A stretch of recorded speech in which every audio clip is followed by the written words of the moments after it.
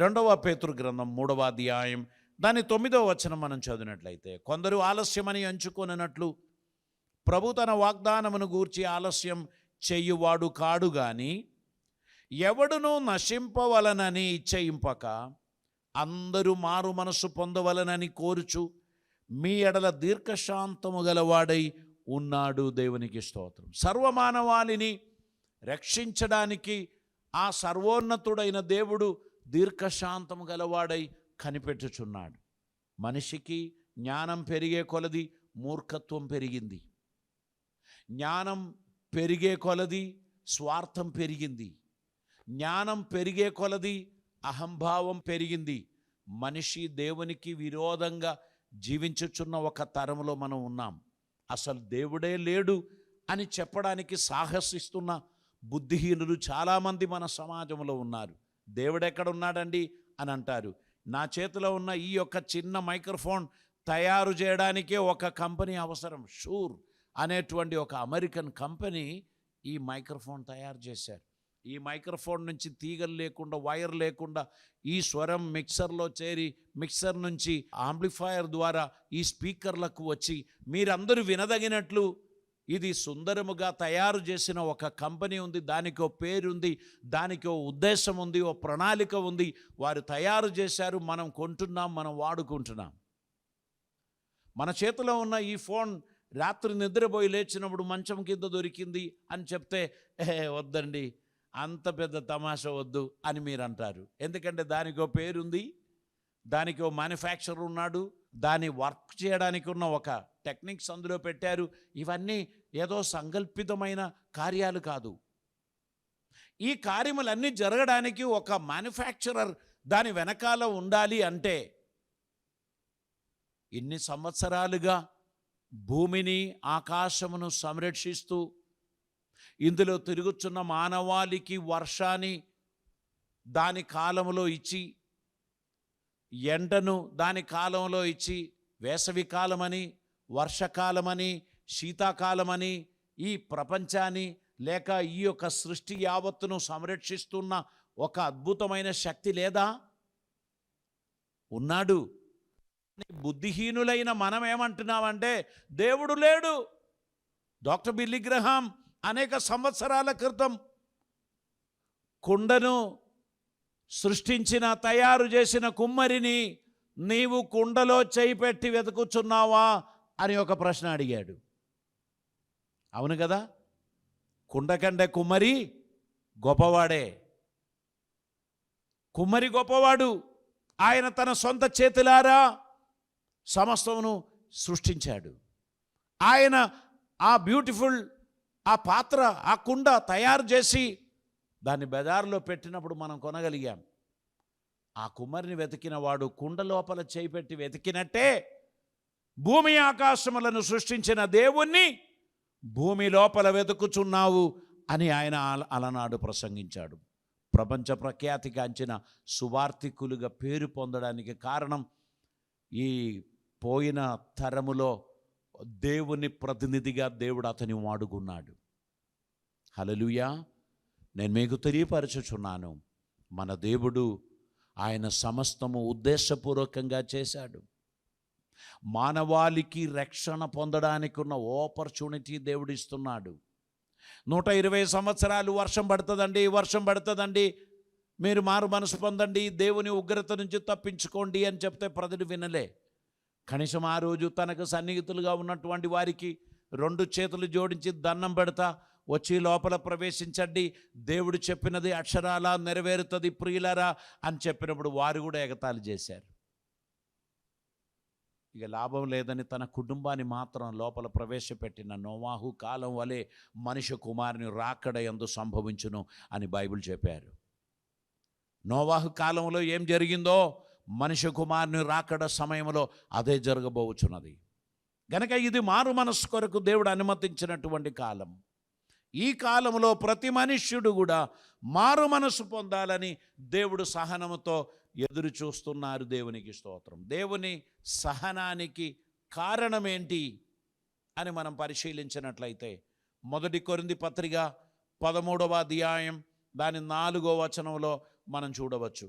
అక్కడ అద్భుతమైన ఈ మాట మనం చూస్తున్నాం. ప్రేమ దీర్ఘకాలము సహించును, దయ చూపించును, ప్రేమ మత్సరపడదు, ప్రేమ డంబముగా ప్రవర్తించదు, అది ఉప్పొంగదు, అమర్యాదగా నడవదు, స్వప్రయోజనములను విచారించుకొనదు, త్వరగా కోపపడదు, అపకారమును మనసులో ఉంచుకొనదు, దుర్నీతి విషయమై సంతోషపడక సత్యమందు సంతోషించును. చూచారా ఎందుకు దేవుడు దీర్ఘశాంతం చూపించాడు అంటే, యోహాను సువార్త 3వ అధ్యాయం 16వ వచనం దానికి జవాబిస్తారు. దేవుడు లోకమును ఎంతో ప్రేమించెను, కాగా తన అద్వితీయ కుమారునిగా పుట్టిన వాని యందు విశ్వాసముంచు ప్రతి వాడును నశింపక నిత్య జీవము పొందునట్లు ఆయనను అనుగ్రహించను అని చెబుతున్నారు. గనుక ప్రియులారా, యేసుక్రీస్తు లేక తండ్రి అయిన దేవుడు మన ఎడల చూపిన ప్రేమ నిమిత్తం మానవాళి విషయంలో ఆయన దీర్ఘశాంతం గలవాడై ఉన్నాడు. దేవునికి స్తోత్రం. నా మాట వినుచున్న మిత్రమా, నిన్ను నాశనం చేయకుండా ఉండడానికి కారణం నీ భక్తి కాకపోవచ్చు, నీ మంచితనం కాకపోవచ్చు, నీ ఎడల దేవునికి ఉన్న ప్రేమ అని మర్చిపోవద్దు. నిన్ను గూర్చి దేవునికి కలిగిన దీర్ఘశాంతం నీ పాపములను ఆయన శిక్షించకుండా నిన్ను వదిలిపెడుతున్నాడు. ఇంకా మనసును కఠినపరచుకొని నీవు నాశనం వైపే పరిగెత్తినట్లయితే, అలనాడు ఐగుప్తు నుంచి బయలుదేరిన ఫరోకు, అతని సైనికులకు, అతని అనుచరులకు సంభవించినది బహుశా మనకు సంభవించవచ్చు. ఇది రక్షణా దినము, ఇది సుప్రసిద్ధమైన దేవుని కనికరము కలిగిన దినము. ఈ దినమందు దేవుని సన్నిధిలో నీవు మొరపెట్టిన ఎడల, నీ పాపం ఎంత ఎరుపైనటువంటిదైనా, మీ దోషములు ఎంత దేవునికి ఆయాసకరమైనటువంటిదైనా, నిన్ను క్షమించి విడిపించి నిన్ను స్వస్థపరచడానికి దేవుడు ఇష్టపడుచున్నాడు. ఆయన మీ జీవితంలో ఖచ్చితంగా అద్భుతం చేస్తాడు. నా మాట వినుచున్న మిత్రమా, దేవుడు నిన్ను ప్రేమిస్తున్నాడు.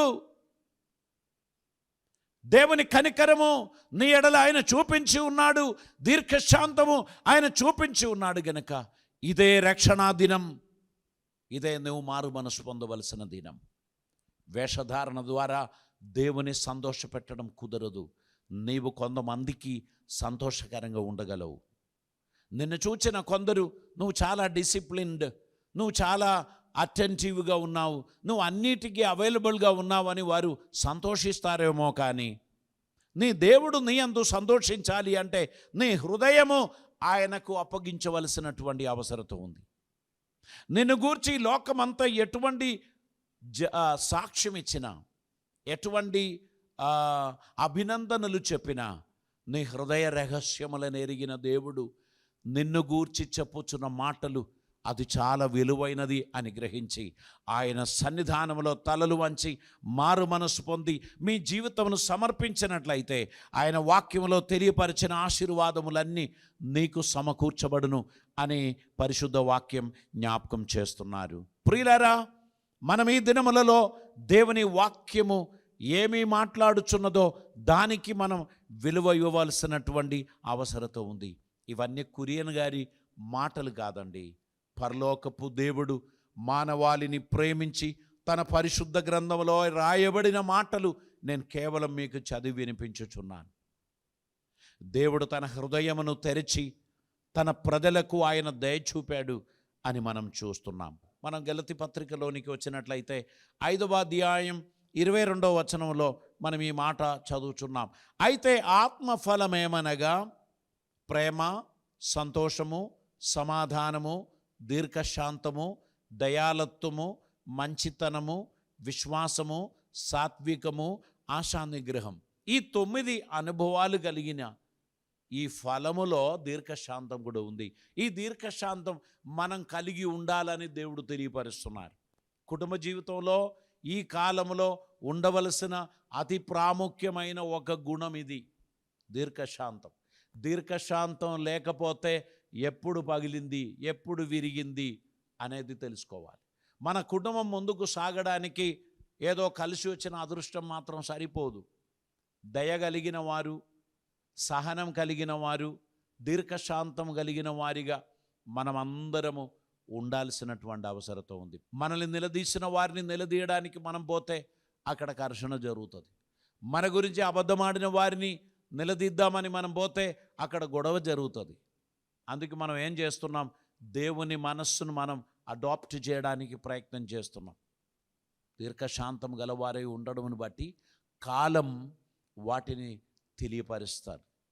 నిజము ఎన్నడూ దాగదు, ఎన్నడూ దాచి ఉంచడానికి వీలుండదు. అది ఏనాడైనా బయటికి ఖచ్చితంగా వస్తాయి. కనుక ప్రతి వాటికి మనం స్పందించడానికి ప్రయత్నం చేయకూడదు, కానీ సహనముతో, ఓర్పుతో మనం ముందుకు పోవడానికి ప్రయత్నం చేయవలసినటువంటి అవసరత ఉంది. మన కుటుంబ జీవితంలో, మన ఉద్యోగ విషయంలో, మన బిజినెస్ రంగంలో మనకు సహనము, ఓర్పు ఖచ్చితంగా ఉండాలి. ఒక్కొక్కరు చేసిన పనిని చూస్తే కత్తి తీసుకొని పొడవాలని అనిపిస్తుంది కదా. కానీ మనం ఎందుకు చేయడం లేదంటే చట్టమును భయపడి మాత్రమే కాదు, దేవునికి భయపడుతున్నాం గనుకనే. మనకు విరోధంగా మనసా వాచా తెలియని మాటలు చెప్పిన వాణ్ణి మనం ఎలా క్షమించగలుగుతాం? దేవుడు ఉన్నాడులే, ఆయన చూసుకుంటాడులే అనే నమ్మకంతోనే మనం చేయగలుగుతాం. దీర్ఘశాంతము లేకపోతే, సహనము లేకపోతే తొందరపడి ఎన్నెన్నో పొరపాట్లలో మనం పడిపోయేవారం. దేవుడు తన మహాకృపను బట్టి మనకు సహనం ఇచ్చాడు. దేవుడు తన మహాకృపను బట్టి మనకు ఓపిక ఇచ్చారు. మనం ముందుకు సాగడానికి తగిన మనోధైర్యం ఇచ్చాడు. నష్టం జరిగినా ఓర్చుకోవడానికి, పోనీలే అని అనుకోవడానికి తగిన సహనం దేవుని వలన మనం సంపాదించాం. అందు నిమిత్తమై చాలామంది తప్పించుకున్నారు, చలామణి చేస్తున్నారు, అయినా పర్వాలేదు అని మనం అనుకోవడానికి కారణం ఆయన చూపించిన ఈ అద్భుతమైన స్వభావమే దీర్ఘశాంతం. దేవుని దీర్ఘశాంతం మనం అడాప్ట్ చేస్తే ఈ భూమి మీద మనకు దేవుడు పెట్టే పేరు సాత్వికులు. సాత్వికులు భూలోకమును స్వతంత్రించుకుంటారు. తొందరపాటు గలవారు దడాబడా అని చెప్పి సమస్యలలో చిక్కిపోతారు. సాత్వికులు సమస్తమును చూడనట్లు నడవడమును బట్టి న్యాయాధిపతి అయిన దేవుడు న్యాయం తీర్చినప్పుడు వారందరూ ఆశీర్వదింపబడడానికి కారకులవుతారు. ఈ జీవితంలో ప్రభువు చేసిన కార్యాన్ని మనం అడాప్ట్ చేయాల్సినటువంటి అవసరత ఉంది అనేటువంటి విషయాన్ని నేను మీకు జ్ఞాపకం చేస్తున్నాను. కొలస్సీ పత్రికలో అపోస్తలుడైన పౌలు 1వ అధ్యాయం 9 నుంచి చదవాల్సిన అవసరత ఉంది. అందుచేత ఈ సంగతి వినిన నాటి నుండి మేమును మీ నిమిత్తము ప్రార్థన చేయుట మానక, మీరు సంపూర్ణ జ్ఞానమును ఆత్మ సంబంధమైన వివేకము గలవారగును, ఆయన చిత్తమును పూర్ణముగా గ్రహించిన వారునై ప్రతి సత్కార్యములలో సఫలులగుచు, దేవుని విషయమైన జ్ఞానమందు అభివృద్ధి పొందుచు, అన్ని విషయములలో ప్రభువును సంతోషపెట్టునట్లు ఆయనకు తగినట్లుగా నడుచుకొనవలననియు, ఆనందముతో కూడిన పూర్ణమైన ఓర్పును దీర్ఘశాంతమును కనపరచునట్లు ఆయన మహిమా శక్తిని బట్టి సంపూర్ణ బలముతో బలపరచబడవలననియు, తేజోవాసులైన పరిశుద్ధుల స్వాస్థ్యములో పాలివారగుటకు మనలను పాత్రులుగా చేసిన తండ్రికి మీరు కృతజ్ఞతాస్తుతులు చెల్లింపవలననియు దేవుని బతిమాలుకొనుచున్నాము. దేవునికి స్తోత్రం. ఇదొక సుదీర్ఘమైన వచనం. ఈ వచనంలో ఎన్నో అంశముల కొరకు పౌలు గారు ప్రార్థన చేస్తున్నారు, సంఘమంతా ప్రార్థన చేస్తున్నారు.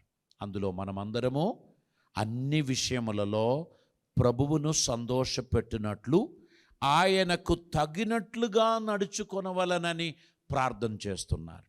దేవుని సంతోషపెట్టినట్లు, దేవునికి తగినట్లుగా నడవడం, దేవునికి ఇష్టలుగా ఉండడం, దేవుని చిత్తం నెరవేర్చడం, అది మన జీవితంలో సంభవించాలని మన నిమిత్తమై ప్రార్థన చేస్తున్నారు.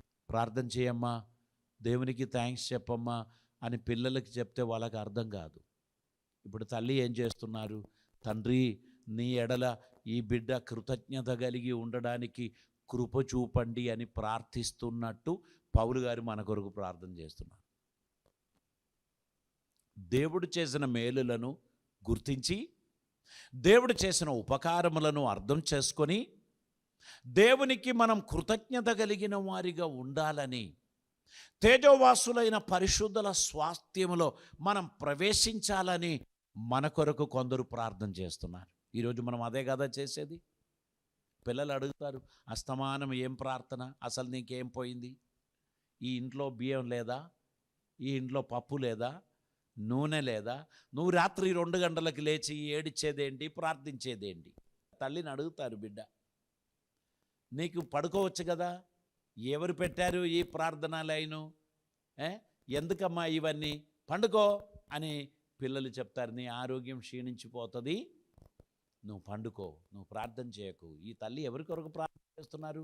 బిడ్డ కొరకు, కొడుకుల కొరకు కాదు, ఎక్కడో దూరంలో ఉన్న మనుషుల కొరకు, ఊరు తెలియని మనుషుల కొరకు, ఏనాడు చూడని మనుషుల కొరకు ప్రార్థన చేస్తున్నారు.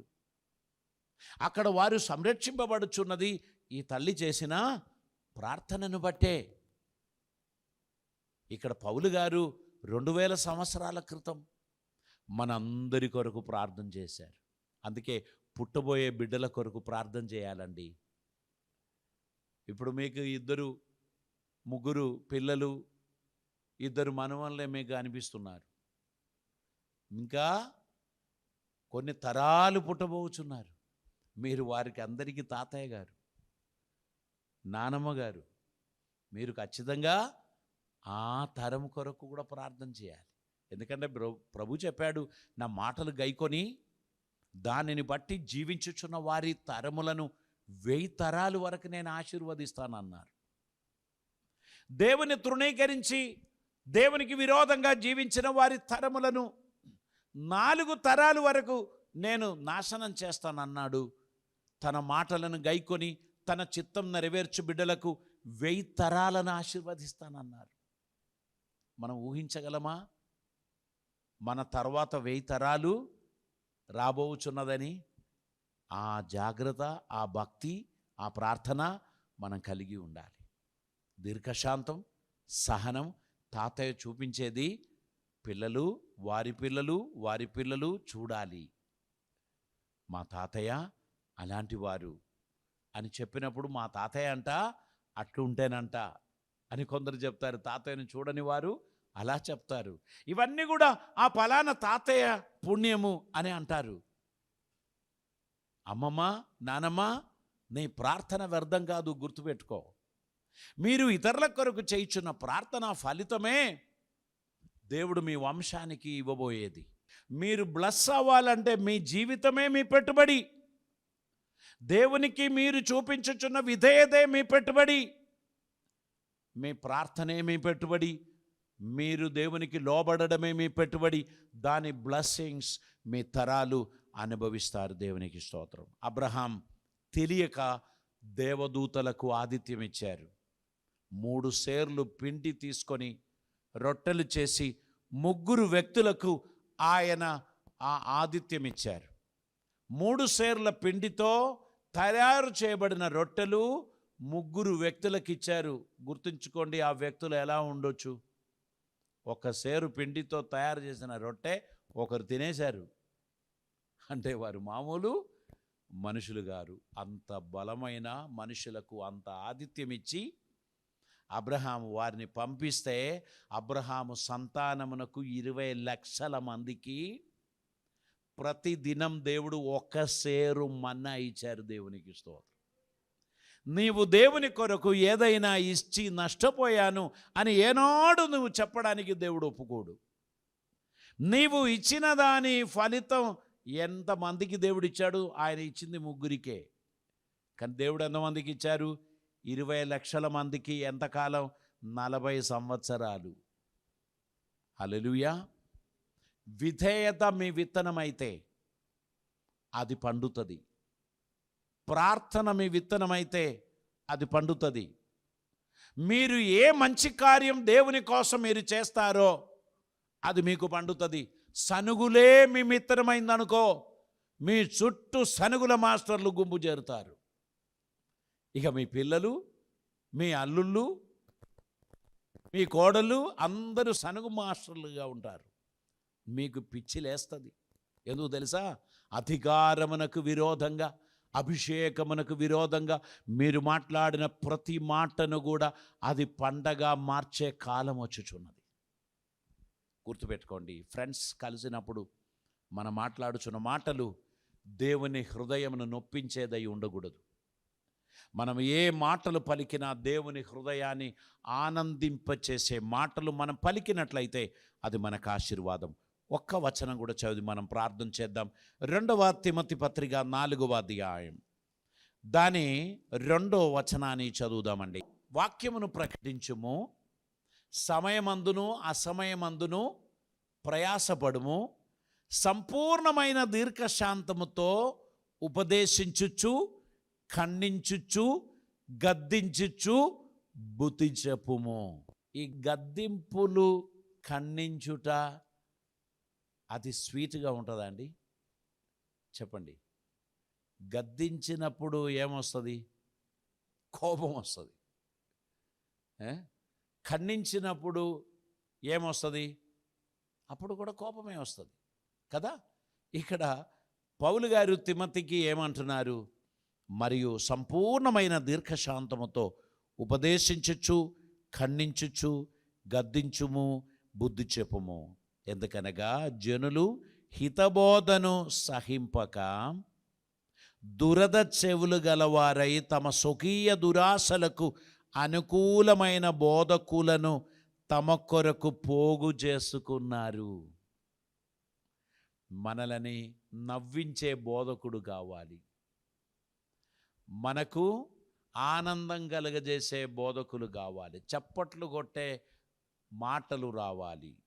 ఈ అభినందనలంతటి కొరకు మనుషులు వారికి ఇష్టమైన బోధకులను వారు సమకూర్చుకుంటారు.